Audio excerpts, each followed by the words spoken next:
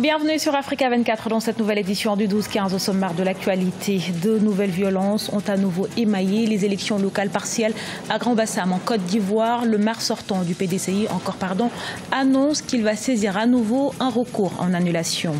Le Rwanda va recevoir 115 millions d'euros de la part de la Banque africaine de développement, des fonds pour soutenir son programme d'approvisionnement en eau et en assainissement durable. Et au Tchad, l'Église catholique appelle les Tchadiens à vivre ensemble dans l'unité, la solidarité et la fraternité. Dans son traditionnel discours de Noël, les évêques ont également déploré des pratiques dans le milieu social et politique. À Grand-Bassam, où des incidents violents avaient éclaté en octobre dernier, de nouvelles violences ont eu lieu ce dimanche, jour d'élection locale partielle en Côte d'Ivoire. Jean-Louis Moulot, candidat du RHDP, la coalition au pouvoir, a encore remporté le scrutin, mais son principal adversaire conteste ce résultat et promet de déposer à nouveau un recours en annulation. Reportage de notre correspondant Olivier Conan. Vers un nouveau recours en annulation de l'élection municipale à Grand-Bassam par le maire sortant Georges Ezalé, qui estime que de graves incidents ont été enregistrés pendant le vote. Les résultats de 14 bureaux de vote n'ont pas été pris en compte parce que le scrutin a été troublé et des urnes cassées. Des bulletins jonchaient par exemple le sol dans un bureau de vote au quartier Mokéville, une situation dénoncée par le maire sortant, candidat du Parti démocratique de Côte d'Ivoire. Des élections qui n'ont pas été tenues comme cela se doit, parce que simplement des centres de vote ciblés ont été ouvertement attaqués, créant une situation de psychose. Point de vue diamétralement opposé pour Jean-Louis Moulot, candidat du Rassemblement des oufouettistes pour la démocratie et la paix, qui estime que les incidents pendant le vote n'entachent en rien sa victoire. J'ai confiance en la justice de mon pays. La justice lui avait accordé une seconde chance. Je doute qu'il obtienne une troisième chance. De la reconnaissance aux populations de Grand-Bassam qui nous confirment dans le choix initial qu'elles avaient fait. Donc c'est une deuxième victoire. Merci aux populations qui sont soucieuses de paix et de développement et qui ont compris que cette élection n'est pas une élection politique mais une élection pour le développement. En rappel, la Cour suprême avait annulé la victoire de Jean-Louis Moulot lors de l'élection municipale du 13 octobre après un recours de son adversaire principal Georges Ezalé.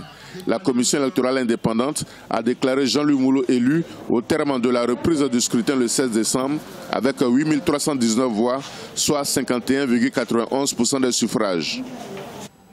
En Tanzanie, l'opposition s'unit contre le président John Magufuli et l'annonce entreprendre en 2019 une lutte en faveur de la démocratie. Réunis au sein d'une coalition, les 6 partis politiques réclament des droits piétinés en violation des lois et de la Constitution. Ils dénoncent notamment l'attentat manqué en 2017 d'un député, la détention du chef de file de l'opposition Freeman Mbowe, ainsi que les nombreuses violations des droits de l'homme dont est accusé le gouvernement. En Libye, le plus grand champ de production de pétrole du pays reste encore fermé. En effet, la société publique du pétrole refuse de verser la rançon demandée par une milice située à 900 km au sud de Tripoli, la capitale. Le champ d'Al-Sharara produit 315 000 barils par jour sur une production globale libyenne de plus d'1 million. Solène Duplessis.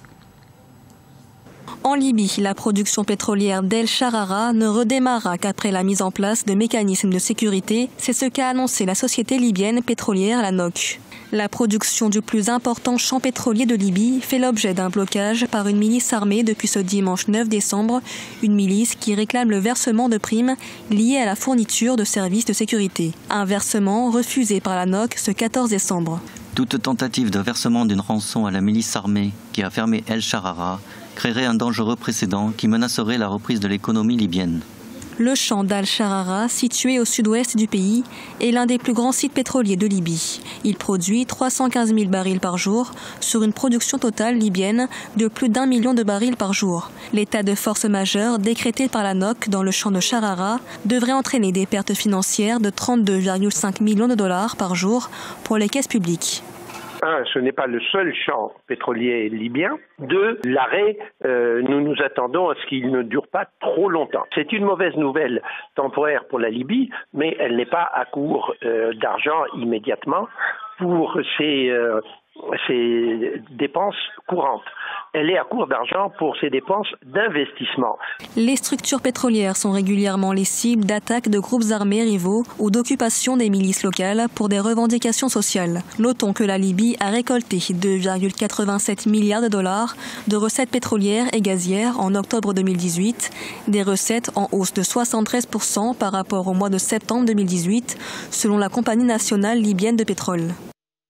115 millions d'euros, c'est la somme que s'engage à verser la Banque africaine de développement au Rwanda pour son programme d'assainissement en eau et durable.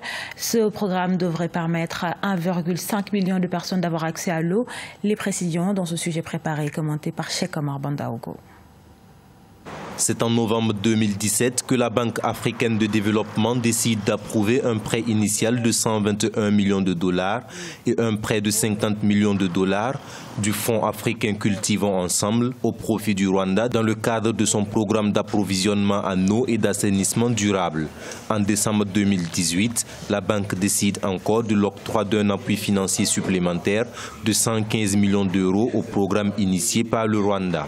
Le financement couvrira des villes stratégiques et abordera les défis de l'eau et de l'assainissement dans les zones où le taux d'accès est faible, 45%, un chiffre bien en deçà de la moyenne nationale de 85%. Grâce au financement supplémentaire, 1,5 million de personnes bénéficieront d'un accès à l'eau, dont 700 000 vivent dans des zones périurbaines et rurales. Ce nouveau financement vise à intensifier le plus grand programme d'investissement du secteur de l'eau et de l'assainissement dans le pays. Le programme est cofinancé par la Banque européenne d'investissement et le Fonds de développement international de l'OPEP. En 2017, il y avait une population qui a augmenté de 22% à 40% de la population qui a accès à l'eau potable. Et voilà qu'il y a un nouveau prêt qui va aussi agrandir l'effectif de la population qui a l'accès potable. Donc, je dirais, le progrès est visible. Selon la BAD, le gouvernement rwandais fait preuve d'un engagement constant à l'égard des réformes sectorielles et de la transformation économique dans le cadre de la stratégie nationale pour la transformation récemment approuvée, conçue pour propulser le Rwanda dans la tranche supérieure des pays à revenus intermédiaires d'ici 2035. Au Burkina Faso, il n'y a pas d'accord entre la coalition de la vie chère et le gouvernement dans les négociations sur la hausse du prix du carburant. À l'issue du second round de négociations entre les deux parties, les autorités ont décidé de maintenir la hausse de 12% du carburant entrée en vigueur le 9 novembre dernier. Toutefois, elles ont accepté d'auditer les sociétés d'État et des hydrocarbures et de l'électricité et de saisir et d'identifier les fonds détournés par les dirigeants de l'ancien régime.